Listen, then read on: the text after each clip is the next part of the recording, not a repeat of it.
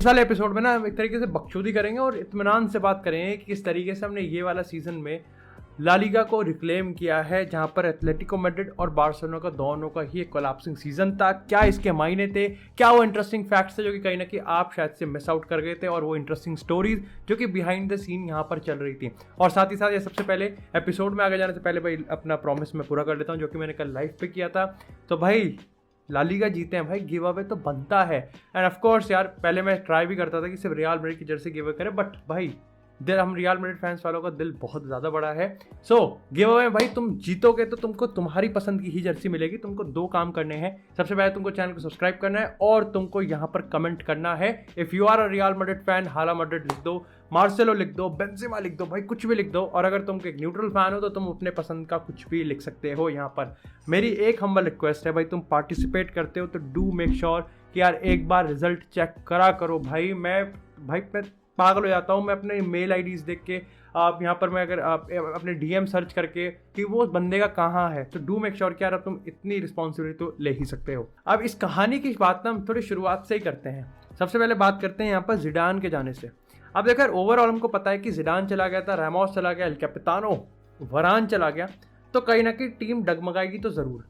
लेकिन पता है उस टाइम एक स्टोरी चलती है कि जब जिडान ने पब्लिक में आके काफ़ी ज़्यादा वार्निंग्स दी ना, कि जो रियल मैड्रिड का जो अपर हायरार्की है, यानी कि आप कह सकते हो कि पेरेस पे जब उसने शॉट लिया था, कि वो ना एक्सपेरिमेंट नहीं करना चाहता, वो ना जो ओल्ड गार्ड है अब उसके साथ इन्वेंट नहीं करना चाहता, उसके साथ कुछ क्रिएटिव नहीं करना चाहता, वो यंग ब्लड्स को बहुत जल्दी इन्फ्यूज़ नहीं करना चाहता। अब ये अपने आप में डिबेटेबल है कि आप कितना इससे एग्री करते हो, कितना इससे एग्री नहीं करते, क्योंकि एक पॉइंट ऑफ टाइम पे लाइक आप कह सकते हो कि हाँ कि लूका मॉड्रिच, क्रूस, कासेमीरो और अब अपने अगर ओल्ड गार्ड की बात करें चाहे मार्सेलो हो, तो वो यहाँ पर कहीं ना कहीं हैं अभी भी। लेकिन एट द सेम टाइम आपको ये भी मानना पड़ेगा कि हम कामाविंगा भी लेके आए हैं और हम यहाँ पर रॉड्रिगो और विनीसियस को भी पूरा अनलीश कर रहे हैं। हाँ वैसे रॉड्रिगो विनीसियस का केस तो एंसेलोटी ने स्ट्रॉन्ग किया है। अब उस पॉइंट ऑफ टाइम पे मैं आपको बताऊं कि एंसेलोटी कभी पहला चॉइस मैनेजर था ही नहीं, आप कह सकते हो सेकंड चॉइस मैनेजर भी था। उस टाइम एंटोनियो कॉन्टे, मास्सिमिलियानो एलिग्री, उसके बाद रॉबर्टो मार्टिनेस या जोचिम लो, और यहाँ पर अगर अपने हम राव गोंजालेस की बात करें तो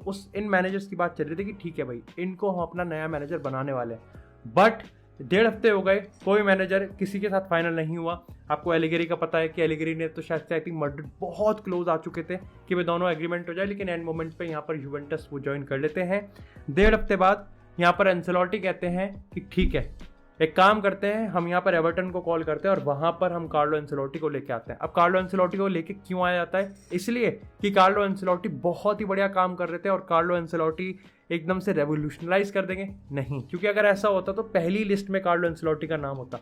असल में प्रॉब्लम ये थी और इसका सोल्यूशन कार्लो एंसेलोटी इसलिए बने क्योंकि जो आप कह सकते हो ना कि जो चोट लगी थी, जो चोट रियल मैड्रिड को लगी थी, वो अभी पता नहीं था कि कितनी बड़ी है, और ऐसे में कहीं ना कहीं बैंडेज सबसे ज़्यादा ज़रूरत थी। तो यहाँ पर कार्लो एंसेलोटी ना उस पैच को कवर करने के लिए परफेक्ट सॉल्यूशन थे। इसके आपको मैं 2-3 रीज़न बताता हूँ। सबसे पहले जो कार्लो एंसेलोटी का जो स्टाइल है ना, मैनेजरियल स्टाइल है, वो काफ़ी ज़्यादा सटल है, यानी कि वो किसी पे हार्श नहीं है। वो बंदा किसी से ज़्यादा लाइक दुश्मनी करता नहीं है, और अभी एपिसोड में आपको पता भी चलेगा कि क्यों कह रहा हूँ मैं ऐसा। दूसरी चीज़ कि कार्लो एंसेलोटी समझता है कि रियल मैड्रिड चलता कैसे है। अब इसका मैं आपको एग्जांपल बताता हूँ कि जब कार्लो एंसेलोटी आया था ना मैनेजर, तो वो ना मतलब शुरुआत में बहुत कहता था कि ठीक है, मतलब उसको उसके कहने से, उसके इंटरव्यू से समझ में आ रहा था कि उसको पता है कि उसकी चलती नहीं, उसकी नहीं चलेगी, उसकी क्या किसी की भी नहीं चलेगी अगर ट्रांसफर मार्केट की बात होती है।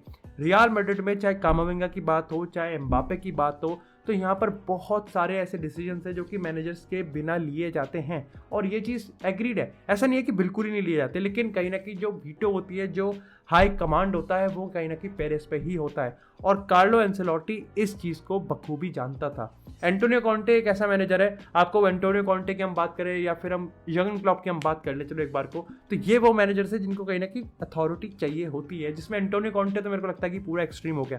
हाँ, मैं कहता हूँ कि एंसेलोटी वाले क्राइटेरिया में आप पोचेटिनो को भी रख सकते हो, क्या पता तो उसे भी है कि ठीक है वो कहाँ है। तो एंसेलोटी ना इस चीज़ से पता था कि ठीक है यहाँ मेरे को नेगोशिएट करना है, इसीलिए कहीं ना कहीं उसने कहा कि ठीक है अपन ओल्ड गार्ड हैं, और उसने कभी ये कहा ही नहीं कि हमको इस प्लेयर की ज़रूरत है, हमको इस प्लेयर की ज़रूरत है। उसने आते ही सबसे पहले अपने इंटरव्यू में ये चीज़ कहा था कि मेरे को पता है कि मेरे पास किस सेट ऑफ प्लेयर्स हैं, और वो सेट ऑफ प्लेयर्स इनफ हैं मेरे को ला लीगा, चैंपियन लीग और बाकी सारी ट्रॉफी जितवाने के लिए।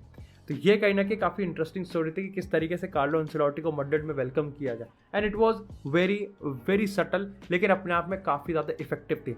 अब बात करते हैं कि जिस तरीके से मैंने आपको कहा ना, कार्लो एंसेलोटी ना किसी से बकचोदी करना नहीं चाहता। अब देखो पूरे ही सीजन की हम बात करें तो रियल मैड्रिड ने टीम्स को खोला है और टीम्स ने भी मैड्रिड को खोला है, ऐसी बात नहीं है।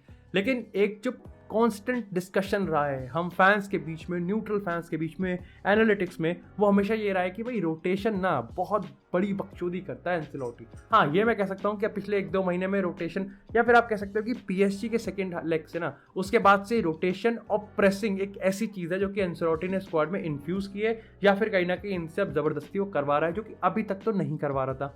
अब ऐसे में जब शुरुआत की अगर हम बात करें ना, तो 2 महीने पहले अगर पीएसजी के सेकंड लेग से पहले की बात करें तो हमेशा से ये रहता था कि यार ये रोटेट नहीं करता, ये मौके नहीं देता, और बतेरे नाम थे। आप देखो मारियानो दियास, वो कल के मैच में क्या खेला है, क्या ही खेला है।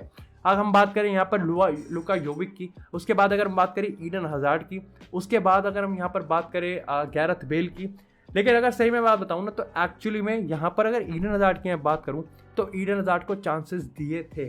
जहाँ तक मेरे को लगता है कि एट टाइम्स मेरे को भी गुस्सा आया था कि यार आज के मैच में तो डाल सकता था ना, आज के मैच में तो ये उसको इनपुट कर सकता था, आज के मैच में तो गैरेथ बेल को डाल सकता था। लेकिन अगर आप पूरे सीजन को ओवरऑल देखोगे ना, तो हम समझ पाते हैं कि यस इसने मौका दिया है, लेकिन एट टाइम्स कहीं ना कहीं जब इनको एक भी मौका मिलता है और ये इस चीज़ को पिकअप नहीं कर पाते, तो कार्लो एंसेलोटी समझ जाता है कि यार ये मेरी टीम को कहीं ना कहीं पुश फॉरवर्ड आगे नहीं कर सकते।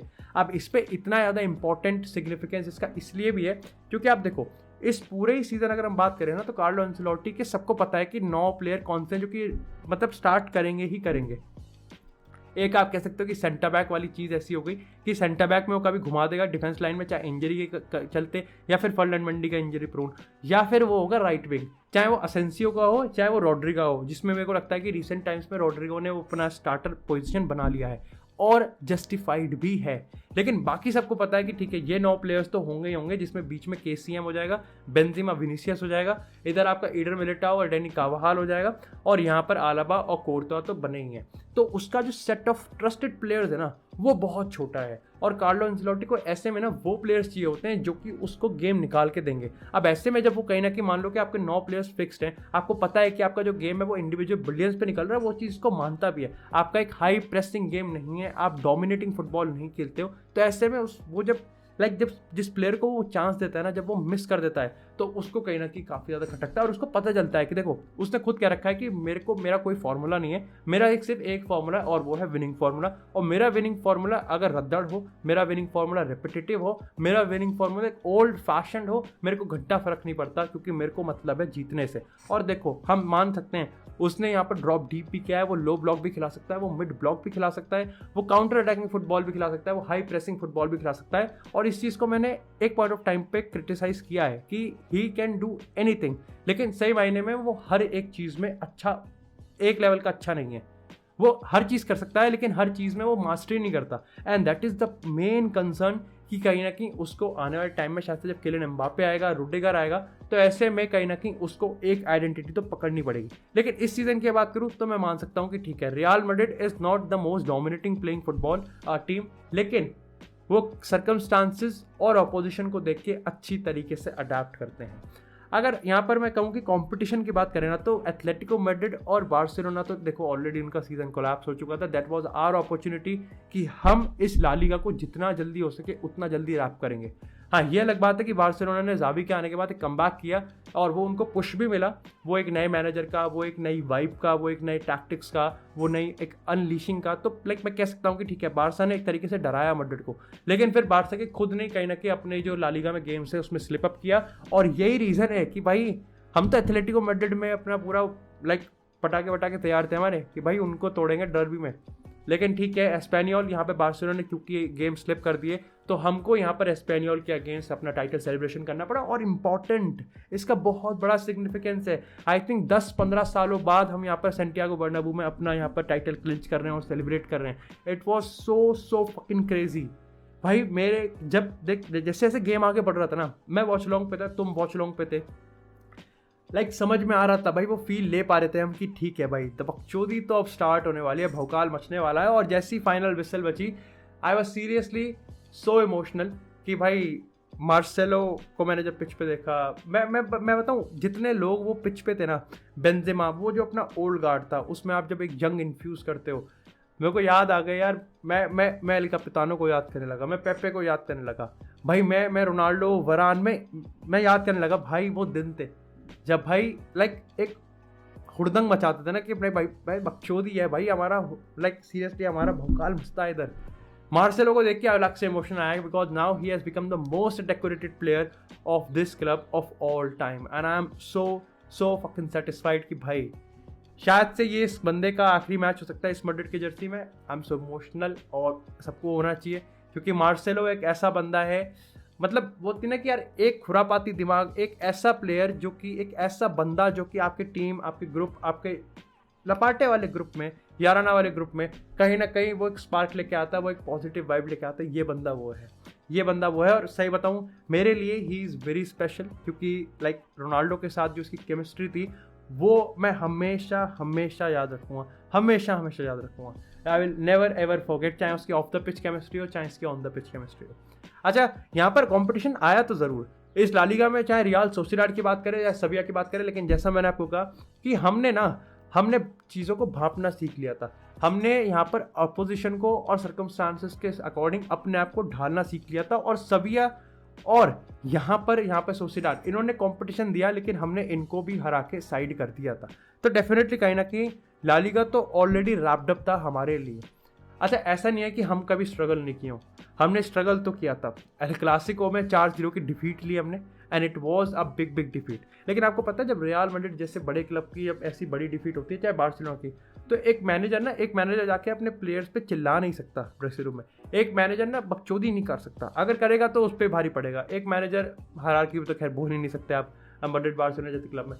तो यहाँ पर जो मैनेजर होता है ना भाई, उसमें इतना कूदा होना चाहिए कि वो भाई पब्लिक में आके अपोलोजाइज कर दे। एंड एंसेलोटी डिड, यस, कहीं ना कहीं मैं उस टाइम रिएक्शनरी था, और आप भी रिएक्शनरी होंगे। हम सबने भाई गलियाया हुआ एंसेलोटी को, लेकिन आज हम जब देखते हैं ना तो पता चलता है कि यार उस टाइम ये कर भी क्या सकता था। उसने माना, उसने कन्फेस किया कि हाँ मेरी गलती थी। उसको पता था कि he has been tactically outplayed in every single department. बहुत बड़ी चीज़ थी।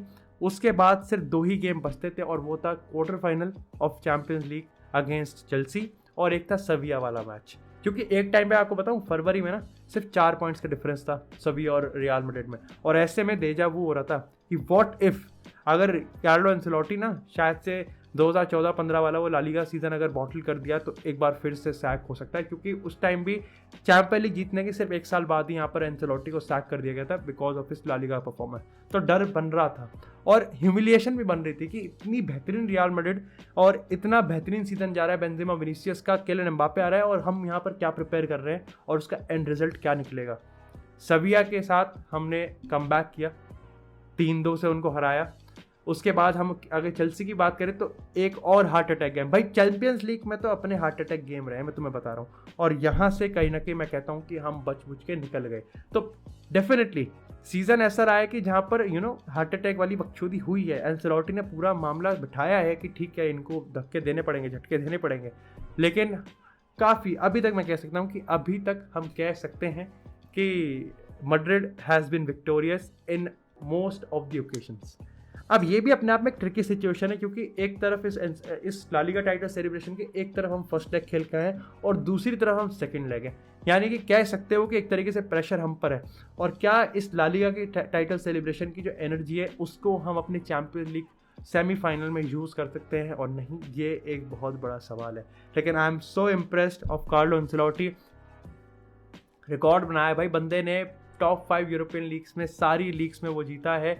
चाहे हम यहाँ पर चेल्सी के साथ की बात करें, चाहे हम पेरिस सैंट जर्मैन की बात करें, चाहे हम यहाँ पर बायर्न म्यूनिख की बात करें, चाहे हम यहाँ पर रियल मैड्रिड की बात करें, चाहे हम यहाँ पर सीरिया की बात करें, he won with every club in the top 5 European league. मतलब हर एक क्लब की, सारे क्लब की बात नहीं कर रहा हूँ, लेकिन he is a legendary manager. और डॉन कार्लो ने बता दिया कि जो वो चीज़ करता है उसको वो पसंद है, और जो चीज़ उसको पसंद है ना वो उसको बहुत ही बढ़िया तरीके से करता है। बाकी that's it for this episode guys. I hope आपको एपिसोड पसंद आया, और एपिसोड पसंद आया एपिसोड को लाइक करें, चैनल को सब्सक्राइब करें। आपको इसी तरह फुटबॉल से एक्सक्लूसिव कंटेंट चैनल पर मिलता रहेगा। तब तक के लिए stay tuned, stay safe, and I will see you in the next.